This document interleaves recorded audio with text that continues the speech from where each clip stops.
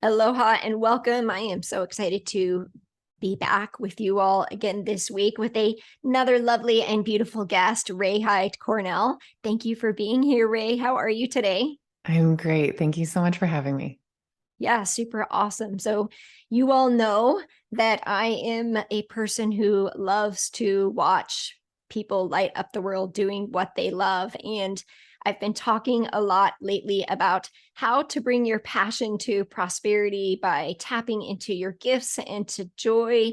And Rai is really here to speak to us, specifically, mostly to entrepreneurs and to freelancers, about how to access these gifts, to unlock their potential, and to do it in a way where we're willing to let go of the hustle and the doubt and the overwhelm.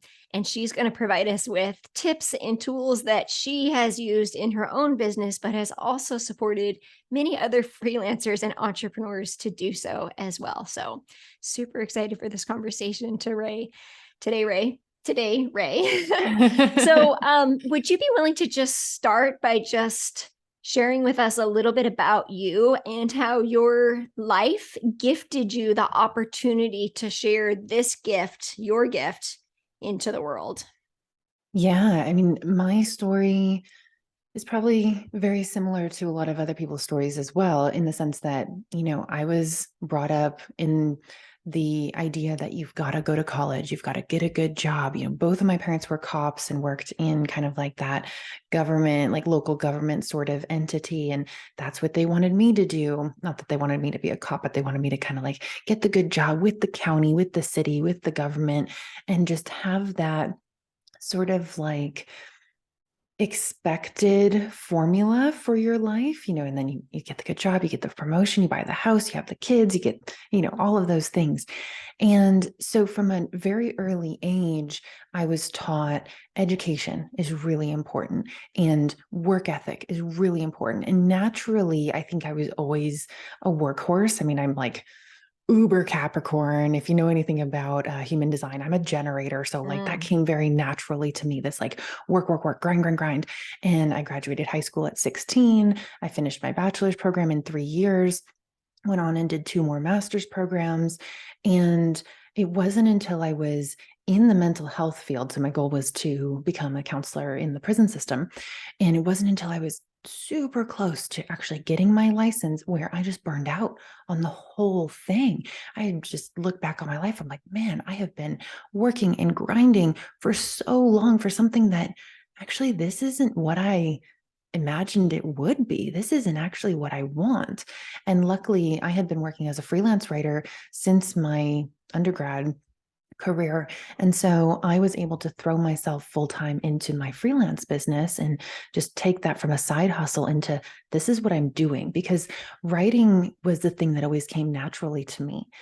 And making that shift, it's been a very incremental evolution where you look at it from the beginning and you go, okay, so I went from this very traditional kind of like work, work, work, grind, grind, grind, fit the Western culture prescription of what your life is supposed to look like, going into turning my career, my money making into, or I should say, turning my passion and my natural abilities into my career and my money making. But even though I was doing that and I knew that was the right path, I still had the mindset of the work, work, work, grind, grind, grind, the hustle. And so it's been a challenge to kind of evolve into understanding that you don't actually have to work yourself to death and work 80-hour weeks in order to have everything that you want. And so I've been able to develop some tools and kind of like mindset shifts in very practical terms that help people get out of that hustle mindset into a mindset of more ease and flow and being okay with that, because much of what we're surrounded by tells us that's not okay. It's not okay for life to be easy. That means you're not working hard enough. I love so much about that. And you're speaking directly to my audience. And so I know that on so many levels, and my audience is primarily women, but there are also men in there that can relate to this. And of course, I have my own story former military academy graduate, former military, former engineer, right? Like did the thing I thought I was supposed to do. Like literally my parents were like, doctor, lawyer, engineer. I was like, I'm good at math. I'll do engineering. And was never fulfilled or happy. And in my own story, even when I created my own coaching business, so I had a health crisis with the birth of my first daughter in 2006 from overworking and stress. But then even in my own coaching business, I had a second health crisis. So it's like I didn't quite learn, like I learned a little, but in 2014, again, related to really the hustle and the overwhelm. And so, this speaks to like some of us are there. Yes, there is like the conditioning that we learned from growing up. And then the other part of it is that some of us are hardwired to really enjoy also creating work and putting things out there. And in the communities that I support, and why I love this so much is because I shared with you before we got on the call that in my prosperity course, there are different money saboteurs and different money blocks. And it's not even really about the money. It's a lot about blocks to receiving. But the biggest one that comes through is hard work equals success. So I hear that in your story.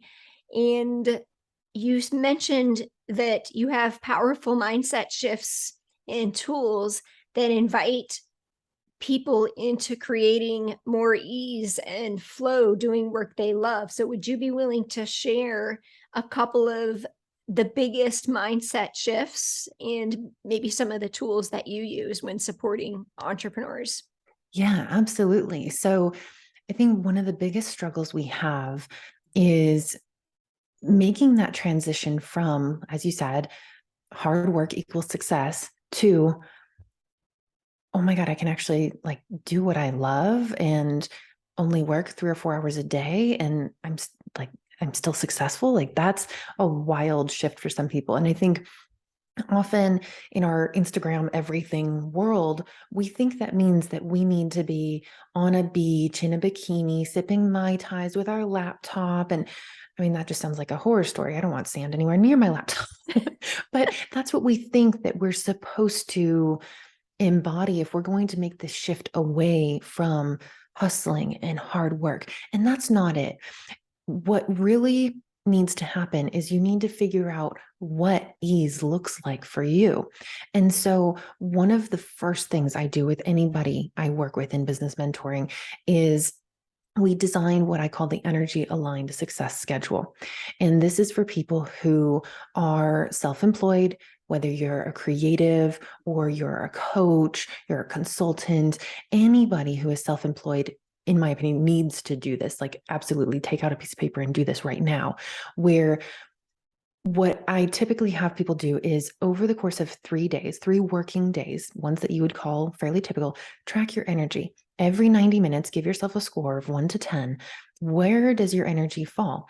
And what you'll notice when we graph that is maybe you have 1 peak of energy. Maybe you have 2, maybe you have 4, but then you can look at, okay, now what things am I responsible for in my business? If you're a solopreneur and you're doing it all on your own without a team, you're probably wearing all the hats. You're doing billing, you're doing email work, you're doing creative work, you're doing marketing work, you're doing the actual service that you provide. Now, how do each of those things make you feel before and after? Do you need a lot of energy to do your email inbox management? And when you're done, do you feel totally drained or do you feel energized? You have to look at each of those things that you're doing, and then you can actually plot them along your energy pattern throughout the day. And so what we end up with is this custom schedule, and I build mine out in Google Calendar, and I also have a paper planner that I do everything on because I'm super analog and old school like that. But you have this routine, this schedule that you can lean on as a scaffolding, and it gives us just enough sense of structure and formality that we seek out in that kind of traditional employment, hustle, grind, work hard context.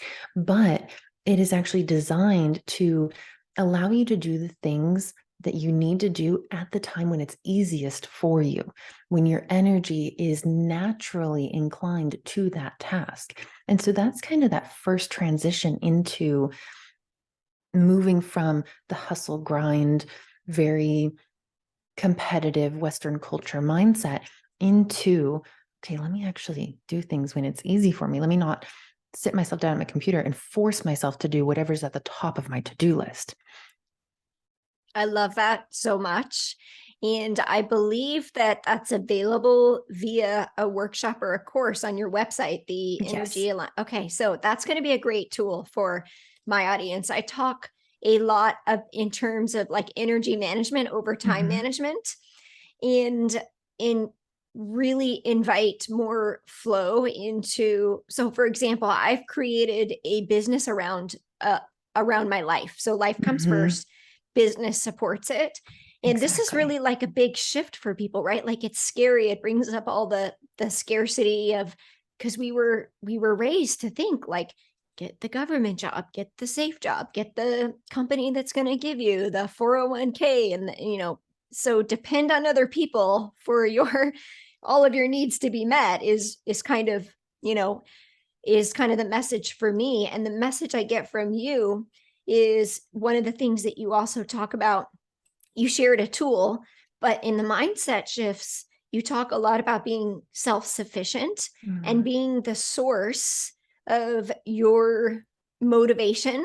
And I love that, because I talk a lot about we're even the source, I believe, of our time and our money. In other words, we all have the same 24 hours in the day. So when someone says they don't have time, it's like, tell me more about that. And it sounds like this energy aligned success tool could really be useful in helping somebody to understand, well, what happens when I approach this from where am I most efficient, what times of the day, and what skills, what tasks need to be completed during that time of the day, because we get to choose what we do with our time. And even with money, we get to choose how we get paid, how much we get paid. Like, in other words, we're in agreement. Like, of course, everybody would like to make $1 million and just say, yes, let it happen, or more. But I mean, really, like, you choose what you charge, you choose the exchange of energy for time and money, and you choose what you say no to, what you're not available for. You choose how that money comes in. It really is a choice, especially, for everybody, even corporate employees, but especially for entrepreneurs.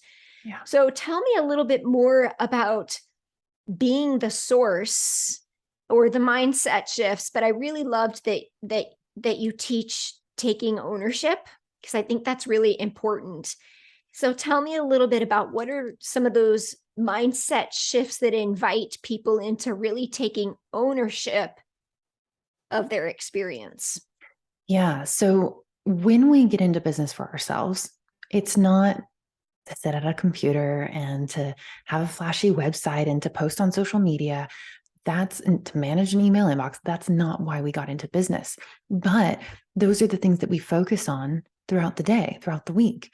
That's what takes up the majority of our perspective.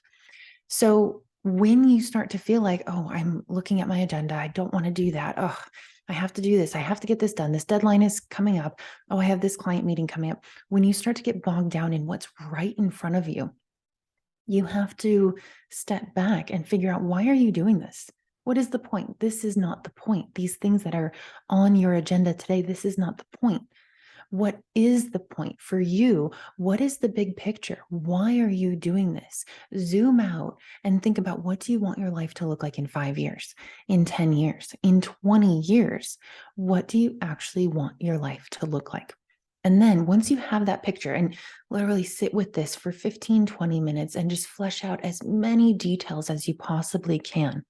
What do you want your health to look like? Your energy, your routines, your relationships, your romantic, your social relationships, your family relationships. What do you want your self-care practices to be like? Everything. Look at every detail. What do you want your environment to look like? What do you want your client engagements to look like? If you're still working, do you even want to still be working? Think about all of these things. And then can you draw a connection back to what you're doing today? If you can't, if what you're doing today seems to have no relevance to the life that you're trying to build, and if there's not a mechanism in between that says, okay, well, I'm going to build this business up to a certain point, or I'm going to scale it and then sell it, or I'm going to create a model that then I can teach other people so that I can get out of the doing and into more of what I want. If there's not something like that that connects where you are now to your big picture vision, then you're doing the wrong things. And you might as well halt everything, clear your schedule, and redesign what that pathway to your big picture vision looks like. Because when we start to feel burnout, no motivation, that's when we've gotten off on the wrong path. And we're no longer headed towards that destiny that we really want to create for ourselves. And when you have that big picture vision in mind, and every day you sit down at your desk or you hop on your calls and do what you do best with the knowledge that this is getting me closer to that big picture vision, suddenly you are the source of your own energy. You are the source of your own motivation because you are working towards something that just lights you up because it's what you truly want. Yes, thank you for that. You spoke about human design, and I'm a manifesting generator. So I've had several podcasts on human design, so many people can relate to that. And as I hear you speaking, I love that you brought it to the big picture. Like I mentioned before, like I've created a life first and then a business that supports it. And you mentioned those life things first before the business vision when as you were speaking, which I really appreciate. How do you adapt? Or I guess the first question would be, do you allow your big picture vision to change? And if so, how do you adapt with knowing that you're still in alignment? Yeah, absolutely. And it's going to change. You are not a static being. You are not a robot. You are an evolving, changing creature. So naturally, the vision that you have for the future is going to change as you get more information about yourself, about what you want in life. And how many times have you had the experience where someone invites you to something, or you pick up a book, or you watch a TV show, and you learn about something new that you never thought you would be interested in, but then that becomes like an obsession. It's a wonderful hobby, or it's something that you get really fixated on. You're going to encounter those things throughout your life. And so naturally, as you learn more about the world and yourself and the people who you want in it, your big picture vision is going to change. And that's why, so I run quarterly planning workshops for, self-employed creative business owners, but we always start with, what is that big picture vision? Always. And we do this every 3 months. Your big picture vision, it could change every day as you're learning new things. It could change every 3 months, every 3 years, but it's going to happen. And there's absolutely nothing wrong with that. What is wrong is if you are holding on to promises you made to yourself 5 years ago, or commitments that, oh, I said I'm going to do this, but that's not really what you want anymore. But your sense of integrity is like, oh, well, I have to do it because I said I was going to do it. I listened to this interview once, and I wish I could remember the woman's name. It was brilliant. She was talking about how she knocked off 100 things in her big to-do list in 1 year by just taking them off the list. She didn't actually do them. That is freedom. Yes. It was like things like learn Portuguese and, all these things that she thought she wanted at the time, and she did. But then she looked back on her list a couple of years later and she goes, I don't even want to do that anymore. So just take it off the list. Yeah. That's when you free yourself up and you're just realigning to who you're meant to be. I love that. And it gives permission to reflect without judgment. It's like there's a reason you didn't complete those things. And so I always encourage in my community to ask yourself 3 questions. Number 1 is this aligned with my values or the bigger vision? Is it the right time? Like maybe Portuguese happens when you're retired and you're just having fun and traveling. And does it have to be me? Because a lot of times I think, the overachiever in us, or the perfectionist, or the people pleaser, or whatever that kind of sabotaging behavior is.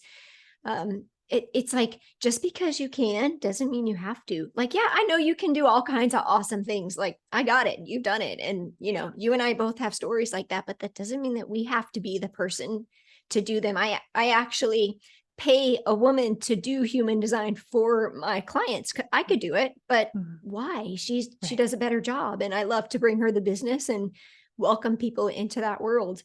So as I'm hearing you speak, the other thing that that's coming through is this idea that I want to kind of dive kind of under the surface a little bit. And specifically, I think this applies to everybody, but really entrepreneurs. What I witness is that what a lot of people need, and I'm curious if you see this, and what your take would be on this, is to really trust that big vision, to trust the process, to witness. I think it's important to have the strategies in place. Do the review every 3 months. Does it still align to my big vision? Is my big vision shifting? And that also gives you space to look back and celebrate how far you have come, because so easily we focus on what's not working versus how far we've come. But then also, on a deeper level, there is the commitment to the bigger vision. And so if we're talking about burnout, in the words that are coming through and what I've witnessed is that there's this 99 to 100%, and that 1%, that full commitment to your big vision, has just as much energy as the 99% that got you there.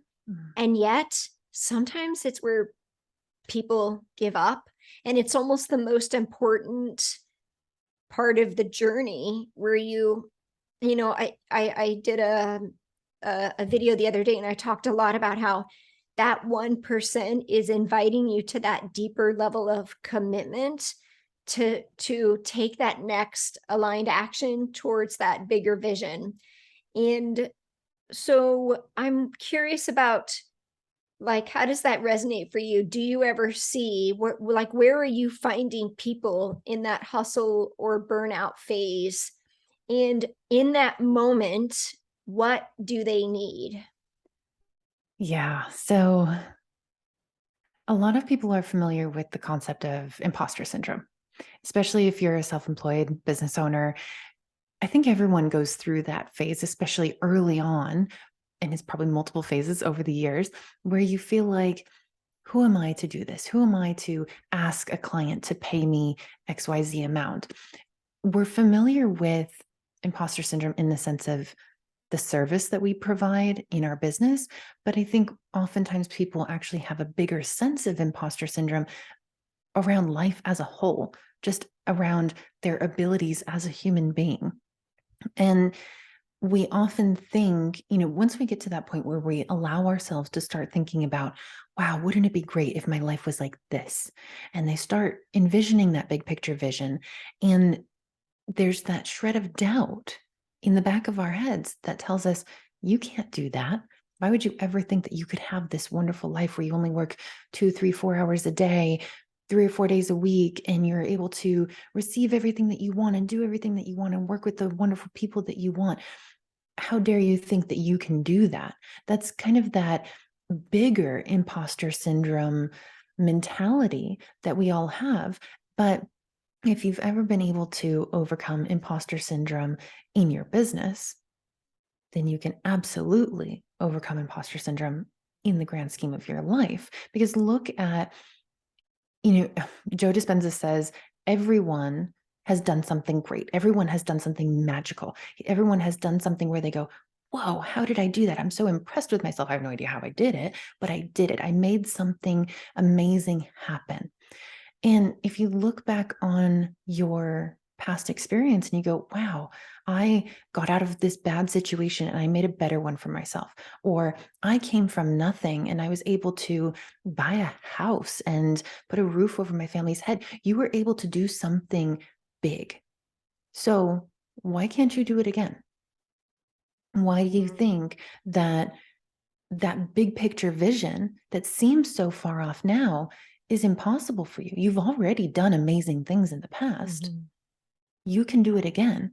And so it's this, again, taking these mental shifts and these mental obstacles that we have to overcome in business and in that traditional competitive corporate kind of mindset, but then taking what you've learned from that and expanding it to this new life that you have and this new way of being. And if you can, as I said, get over imposter syndrome in the sense of, oh, I have this project that I need to do, and I don't know if I can do it. Maybe I'm not good enough. Maybe I'm not a good enough designer or writer or coach. Maybe I can't help this client.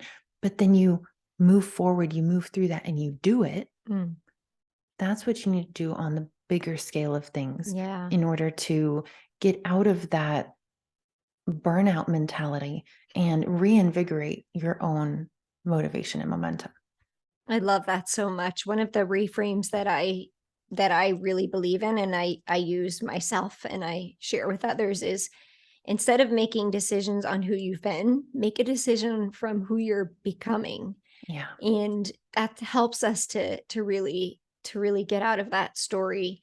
Again, not focusing on what's not working, but remembering when it did work. And now you're just at a new level of expansion. So it's the experience on the outside looks different, but the internal shift is very similar. And the path through doubt and scarcity is to take that leap of faith and to trust.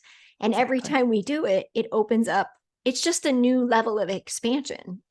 Whether it's getting in front of new clients or shifting the language or creating that deeper sense of trust within ourselves, like it's always a deeper level of expansion. And so I love that you said, like, of course, there's always going to be doubt. Like we're going to have that imposter syndrome, and we get to really look at like, how is this showing up? And then we get to choose. Are we choosing to focus on what hasn't worked, or are we going to choose to focus on the one time that it did work, connect with that feeling, and take the next step forward in that energy to continue that path to the big vision of who we are becoming? Exactly. And staying that course. So it sounds like you do a lot of mindset shift work for entrepreneurs and freelancers specifically. Would you say that's a lot? Because, you know, we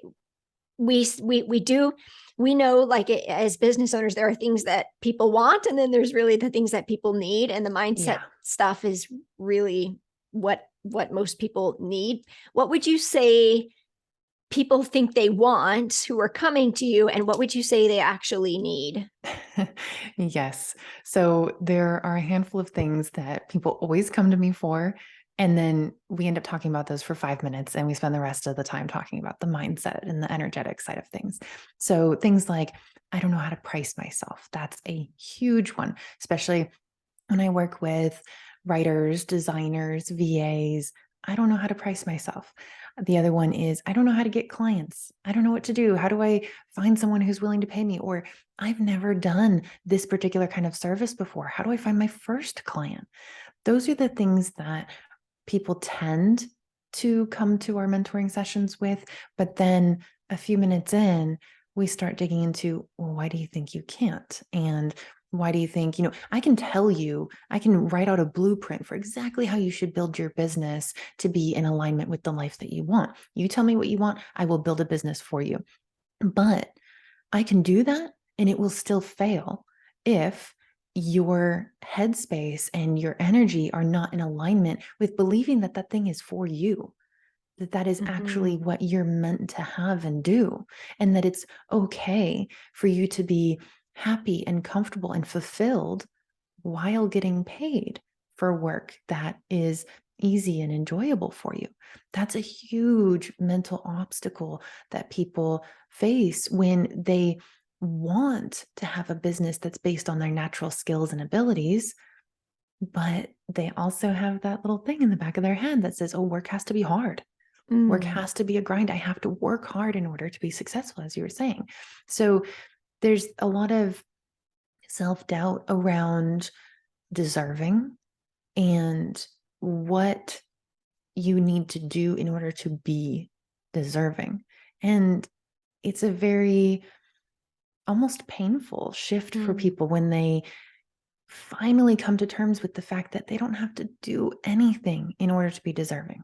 They don't have to be anything or accomplish anything in order to be deserving. The deserving already is.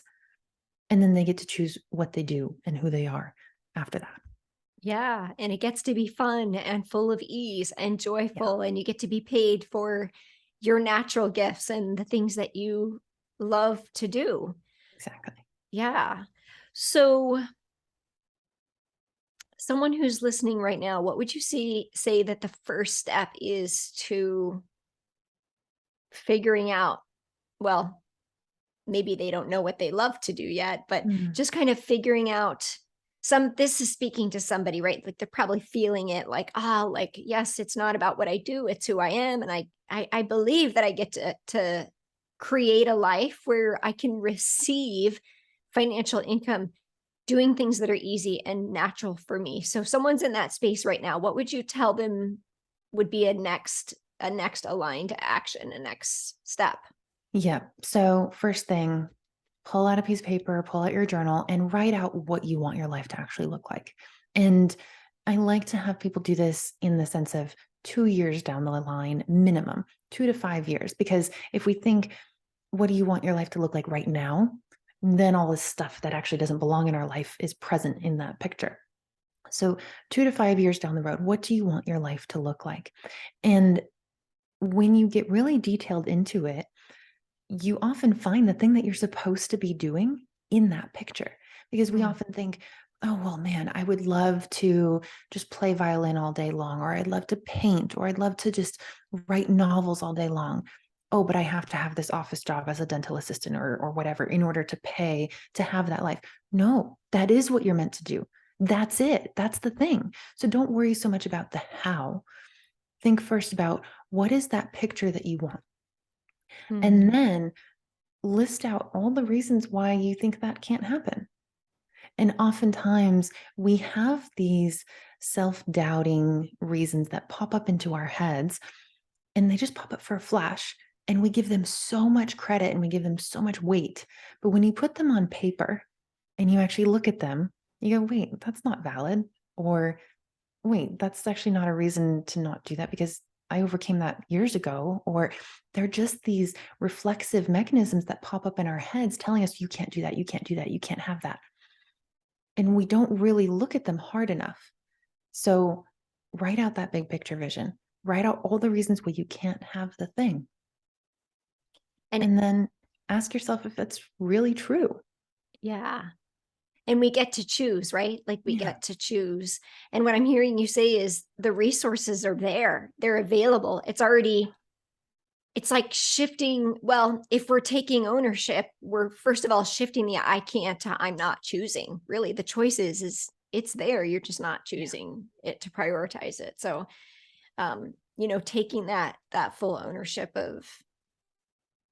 of believing that you're worthy, or whatever that underneath work is, to have the things that you want and live the life you want, and then taking the action towards that 2-year vision is what I'm hearing you say. And I love that you speak through the lens of energetics and alignment and activating your own gifts with ease and joy.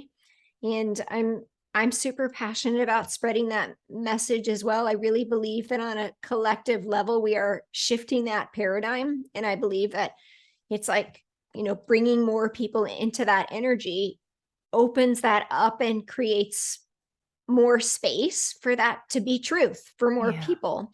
And as a mother, like my children are almost 17 and 14, like I look at my life story and how I overworked so much to prove, and I have the longest list of certifications, and I have the craziest life experiences, and I've done a lot of really amazing things that most people would never even believe, the talents and gifts that I have in my experience. And I'm sure many people can relate in different ways, and none of it really matters. Unless those things are what you're meant to be doing. And I mean, it's like, think about a child. When you ask a 6-year-old, what do you want to be when you grow up? They will say, I want to be an actor. I want to be a fireman. I want to be a pilot. They don't care about the how. Yeah. They know that's what they want to do. And the next 10 years of their life, 12 years of their life is them figuring out the how. But you have to decide what you want to be first and foremost. And Yeah. unfortunately, if you've been in this kind of corporate brainwashing mechanism of, oh no, you have to focus on the how first. Like, how are you going to pay for that house? How are you going to afford two kids? That's How are you? scarcity, Yes, right? Yeah. exactly. And how are you ever going to attract in your perfect mate? Like, you have to have a particular body, a particular personality, a particular whatever. Our culture wants us to focus on the how, but that's not how you get what you actually want. Yeah. I love that. And everybody gets to create their own story and their own path to get there. I mean, Yeah. really, it's actually empowering and also feels very free to know that you get to take ownership and then release the attachment to what it's going to look like, because Yeah. maybe it's better than most likely. What I have found is releasing the attachment to the tangible. It's always more, there's always more available than I was even aware of in the moment, and we get to just trust. So thank you for your time in this conversation. I have a couple more questions I'd love to ask you just for clarity, because I know that there's listeners when we get into the conversation around mindset that are like, Mm. maybe they're thinking, oh, that's just them, not me type of thing. Mm. So if you would be willing to share in a few sentences, I have 3 questions for you. What was the biggest challenge in your journey as an entrepreneur? My age. I started out as a freelance writer and freelance web developer when I was 17, and I Mm, was good. It's really good, but I would get sideways looks, especially when I started doing it online. People are like, "Oh, you're 19, you're 21, you're 23." It wasn't until I was so excited when I turned 30 because I was like, "Oh my God, everyone's going to take me seriously now." But yeah. it's those perceptions of everyone has this expectation of what a good copywriter or a good marketer looks like. And usually it's like a 55-year-old white guy. Mm. And I was not that. And so that was a big hurdle for me for working with a lot of clients within my marketing business. Yeah, thank you for sharing that. I am not as young. I'm 45, but I don't color my hair because I like the gray. It's like I call them wisdom stripes. So I'm Yeah. like, I like that. because I've also felt, being a woman in very male dominated environments for so long, corporate, and being younger and having a very young energy anyway, that I've also felt that before too. What would you say is the biggest success or the most joyful moment in your entrepreneur career? Being able to retire my husband.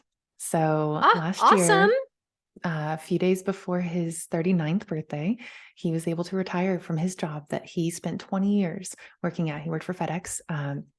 And when we made the decision that he was going to retire, I could just see the weight come off of his shoulders. And he just lit up in this way where he was like, I can't believe this is possible, because Mm, he's been working since he was 16. And so being able to create a business that not only pays me well, but pays my husband well, because he's joined my mm, team, and where we both can have the freedom to do whatever we want with our days.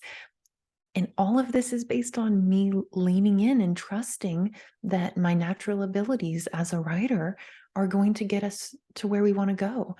And that tipping point was just, I mean, I still think about it that's and I'm just like, beautiful. it I just lights me love up too. your whole energy just shifted. Like your Yeah. smile is so big, I can't even see your eyes anymore. It's awesome. Yeah. I love that. And congratulations. I love that for Thank you. you and your husband and the freedom that it provides for you. Yeah. That's a super awesome celebration. Yeah. Yeah. Thank So you. yeah, I love to hear stories like that. What do you wish that you knew sooner? Mm. That's difficult for me to say because I feel like I needed to have these sharp wake up calls at all the stages that I did. Mm, And I feel like everything unfolded in the way that it was meant to. But if I had to pick one thing, I would say, okay, yep. So there were many years where I was writing blog posts for $25 a pop for car dealerships on all these cars and specs, the things that I did not care about. And I wish I knew sooner that I could write about things that I was actually interested in and that I found fascinating and charge multiple times that for my work, and that people would value it and enjoy it and make me feel appreciated beyond the invoice, just in the sense of having me in their corner and on their team. That's even more valuable to me. And I Mm. didn't know that those opportunities were out there. I just had to create them. I love that so much. It speaks to the energy of the Mm, co-creation, right? I feel the same way. I'm very much a love language quality time person. mhm. So I'd rather have the right people and the right energy than just numbers. And Yeah. yeah, there are people who like really speak the same language, and you do get to do what you love, and there's other people that see you in that and connect with it, and that's really where the magic happens, is Yeah. this kind of synergy that we get to align to. So I know for me, like when something feels like a push, I'm out of alignment. When Yeah. I feel anxious, like and not like kind of excited about the new possibility, but more of the, oh, like it's kind of a Yeah. heavier, it's Mhm. out of alignment, and just keep practicing that. So, is there any other little nuggets of wisdom that you'd like to just leave our audience with before we complete this episode? I think, and this is kind of the running theme through everything that we've talked about, trust yourself more than you trust the world outside of you. Because even if you think that employment is the safe way to go, it's not. You could be Mm, fired any day. You could be on a downsized list. You have to trust in yourself and what you can do more than the economy, the current state of things. Now is a bad time to start a business. No, it's not. If you are in it, then it's the perfect time. I love that so much. And again, I really do believe that we are in a collective shift around Yeah. this paradigm to really accessing the trust within us, creating more opportunities from our gifts in the world. And also for those of us that are parents, like just showing the next generation what is possible when we lean into trusting ourselves versus the external systems that are in place to keep us kind of in that box Yeah. and not truly living our fullest potential. So thank Yeah. you for all of that. Where can people find you? Yeah, so you can find me at chironconsulting.us. That's CHIRON consulting.us. Or if you're interested in learning how to be a freelance writer and you want to learn more about my marketing work, I do have courses for how to be a healthier, happier, more profitable freelance writer at Cornell Content Marketing.